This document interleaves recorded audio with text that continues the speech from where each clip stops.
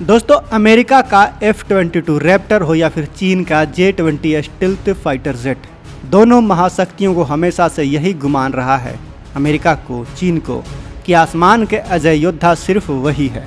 दशकों तक इन्होंने अपनी हवाई ताकत और मिसाइलों के दम पर दुनिया को खौफ में रखा। लेकिन दोस्तों, DRDO की अति सुरक्षित लैब्स के अंदर एक ऐसा महाविनाशक प्रोजेक्ट आकार ले रहा है जिसने रातों रात दुनिया के टॉप डिफेंस एक्सपर्ट की नींद उड़ा दी है। आपको बता दूं कि यह कोई लोहे और बारूद का आम हथियार नहीं, बल्कि आसमान में ध्वनि की गति से उड़ने वाला एक मिनी सुपर कंप्यूटर है। अस्त्र मार्क 3 के बाद आखिर DRDO किस नई मिसाइल पर काम कर रहा है जो हवाई युद्ध का पूरा खेल बदल सकता है? आखिर ब्रह्मोस और अस्त्र से भी कौन ऐसा हथियार है जो ब्रह्मोस और अस्त्र से भी ज़्यादा घातक बताया जा रहा है, जिसके बारे में चलिए आज हम आपको विस्तार से बताने वाले हैं। लेकिन वीडियो में आगे जाने से पहले जो वैज्ञानिक दिन रात मेहनत करके भारत को मजबूत बनाने में लगे हुए हैं, उनके सम्मान में वीडियो को लाइक करके कमेंट बॉक्स में जय हिंद ज़रूर लिखें। याद रहे, जय हिंद कहना हम सब के लिए गर्व की बात है। दोस्तों, बियॉन्ड विजुअल रेंज यानी BVR मिसाइलों में भारत ने अस्त्र सीरीज के साथ पहले ही अपनी धाक जमा रखी है। अस्त्र के बारे में तो आप सभी जानते ही हैं। अस्त्र मार्क 1 और अस्त्र मार्क 2 ने भारतीय वायुसेना को वो ताकत दी कि दुश्मन को सैकड़ों किलोमीटर दूर से ही आसमान में राख किया जा सकता है। इसके बाद आई अस्त्र मार्क 3 यानी गांडीव, जिसे सॉलिड फ्यूल डक्टेड रैमजेट तकनीक से 300 किलोमीटर दूर से दागा जा सकता है, जो बड़े बड़े देशों को पसीने छुड़ा सकता है। लेकिन दोस्तों, आज सिर्फ रेंज लंबी होना काफ़ी नहीं होता। दुश्मन के पास भी ताकतवर इलेक्ट्रॉनिक वॉरफेयर सिस्टम मौजूद होते हैं जो मिसाइलों को उसकी दिशा से, उसके टारगेट से भटका सकते हैं। इसलिए DRDO ने अगली पीढ़ी के मिसाइल का ब्लूप्रिंट तैयार कर लिया है, जिसका मुख्य हथियार होगा आर्टिफिशियल इंटेलिजेंस और कॉम्बैट क्लाउड टेक्नोलॉजी। अब ये कौन सी बला है, इसे हम वीडियो में आगे हम जानेंगे, इसलिए वीडियो को अंत तक देखिए और वीडियो को बहुत ही गौर से देखिए। फिलहाल अब हवाई युद्ध सिर्फ जेट की गति और मिसाइल के रेंज तक सीमित नहीं रहा। असली लड़ाई अब डेटा और तकनीक की रह गई है। कॉम्बैट क्लाउड एक ऐसा अदृश्य डिजिटल नेटवर्क है जो फाइटर जेट, वॉक्स और ड्रोन सबको आपस में जोड़ता है। मतलब एक तरह का यह सर्वर होता है। पहले होता यह था कि जो जेट मिसाइल फायर करता था उसी के रडार को उसे गाइड करना पड़ता था। यानी सुखोई गया, उसने ब्रह्मोस को लॉन्च किया और सुखोई का ही सिस्टम उसे गाइड करता रहेगा। और जब तक मिसाइल टारगेट से हिट नहीं होती तब तक सुखोई के पायलट को मिसाइल को रास्ता दिखाना ही पड़ता था।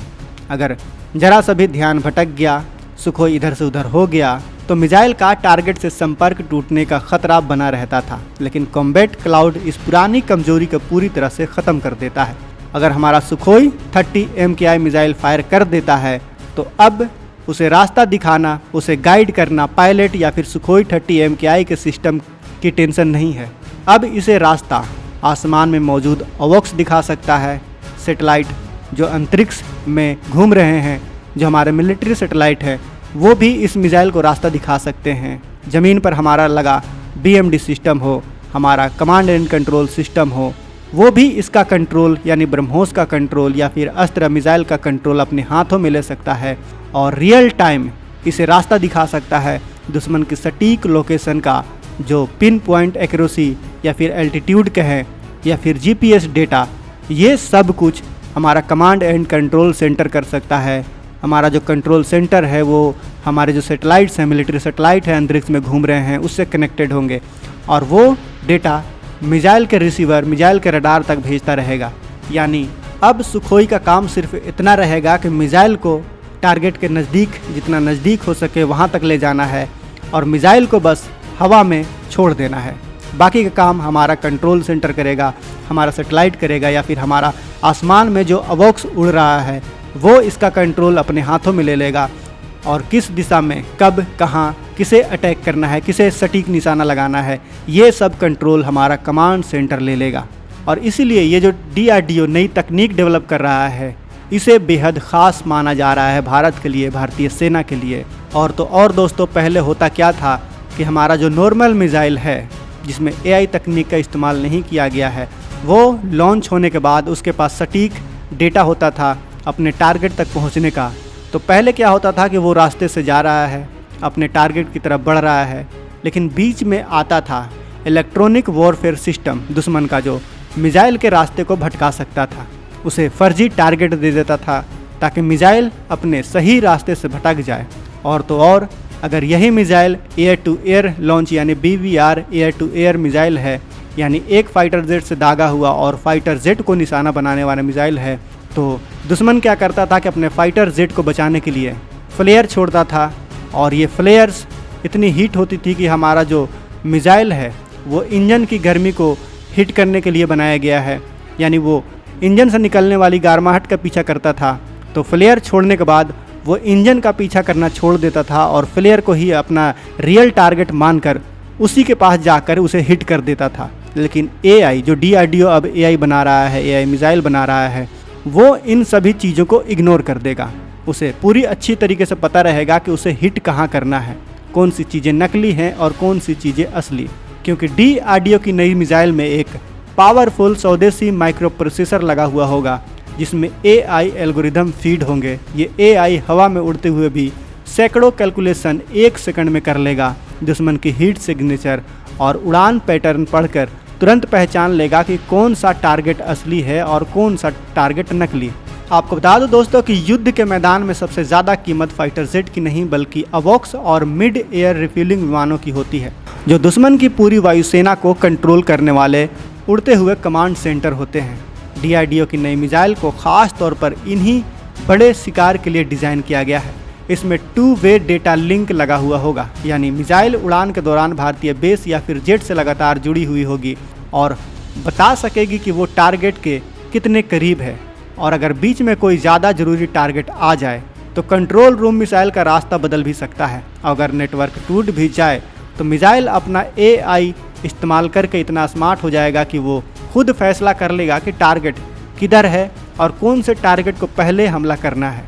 आपको बता दूं दोस्तों कि अमेरिका अपनी AIM-260 और चीन अपनी PL-15 और PL-21 मिसाइलों पर भारी निवेश कर रहा है, लेकिन भारत की असली ताकत उसकी सॉफ्टवेयर और IIT कैपेबिलिटीज़ में छुपी हुई है।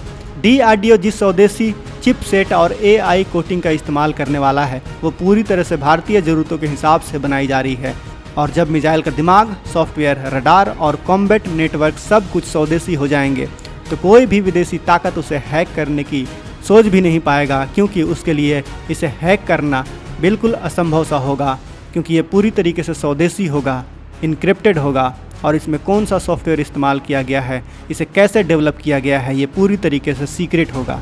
तो दोस्तों ज़रा सोचिए, एक तेजस Mark II उड़ रहा है, उसका अपना रडार बंद है ताकि दुश्मन उसे पकड़ ना सके, लेकिन उसे डेटा मिल रहा है 6000 किलोमीटर दूर उड़ रहे भारतीय अवॉक्स दुश्मन के जेट को ट्रैक करता है और डेटा सीधे तेजस की मिसाइल को भेजता है।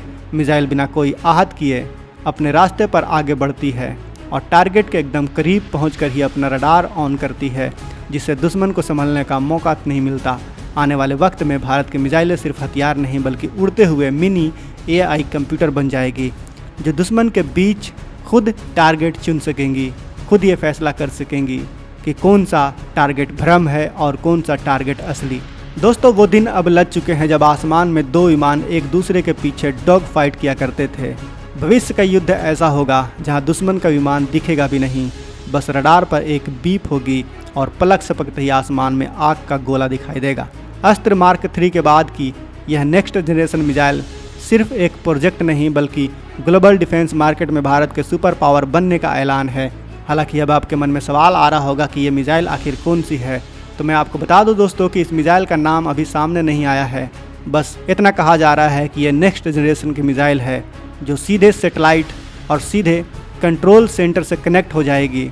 बस फाइटर जेट का इतना काम रहेगा कि वो टारगेट तक इसे ज़्यादा से ज़्यादा नज़दीक तक पहुंचा दे और वो उसे हवा में इसको छोड़ दे, यानी लॉन्च कर दे। उसके बाद इसका पूरा कंट्रोल हमारा कंट्रोल सेंटर ले लेगा और हमारे अंतरिक्ष में उड़ रहे सैटेलाइट से इसे पूरी तरीके से कंट्रोल कर सकेगा। तो दोस्तों आपको क्या लगता है, क्या भारत की यह मिसाइल 21वीं सदी के युद्ध में गेम चेंजर साबित होगी? क्या इस तरह के टेक्नोलॉजी DRDO जो बना रहा है, क्या युद्ध के पूरे नियम को बदल देगा? अपनी राय कमेंट बॉक्स में ज़रूर बताएं और DRDO की इस कामयाबी पर वीडियो को एक लाइक करना तो ज़रूर बनता है। वीडियो को अपने दोस्तों के साथ शेयर करें, चैनल को सब्सक्राइब करें, साथ ही बगल में जो बेल आइकन का बटन है उस पर ऑल पर भी क्लिक कर लें। मिलते हैं अगले वीडियो में। जय हिंद, जय भारत।